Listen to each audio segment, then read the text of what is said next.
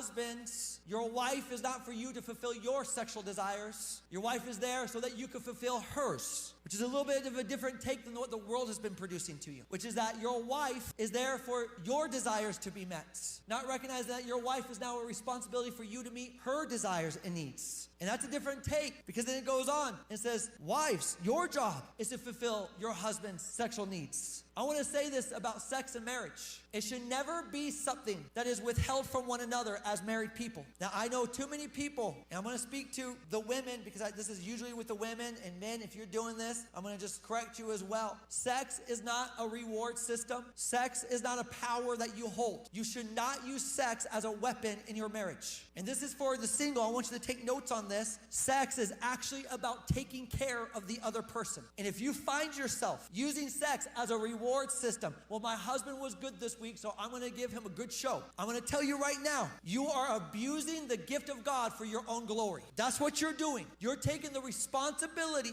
of fulfilling what is supposed to be for you, taking care of his body. And if you read on, by the way, it says this: wife gives authority over her body to her husband, and the husband gives authority over his body to his wife. That means I'm no longer over the needs of my own body. My wife, that's my wife's responsibility to take care of my needs. And it's not my job to go make sure she does it. I've given her authority over it, and vice versa. You know why this is crazy? Because I used to read this scripture, and you've probably heard manipulative people use these scriptures that I'm reading, who will say, yeah, but I just don't get enough sex. I hear this all the time in counseling. Yeah, but you know what? If I could just have more sex, my wife doesn't do enough for me. And what do they do with these things? They end up saying, so I'm going to go somewhere else, or that's why I fell into pornography, or that's why I had this sexual desire, because my wife isn't doing her due diligence with my body. Never once do I hear people go, you know what? Fell into sin because I wasn't taking care of my wife's needs. I was so concerned about my own needs. Because that's the issue. Not about them not being satisfied, is that they thought their priority was to take care of their own body, and they took control of it. If you've been using sex because it was your way to relieve your stress, if you've been using sex because it was your way of feeling like you're important again, if you've been using sex as a thing that you could actually hold over someone's head, I'm going to tell you right now, you have a perverted look of a righteous thing. It's supposed to be used to satisfy the other person's needs, to keep them in check when the enemy comes against them.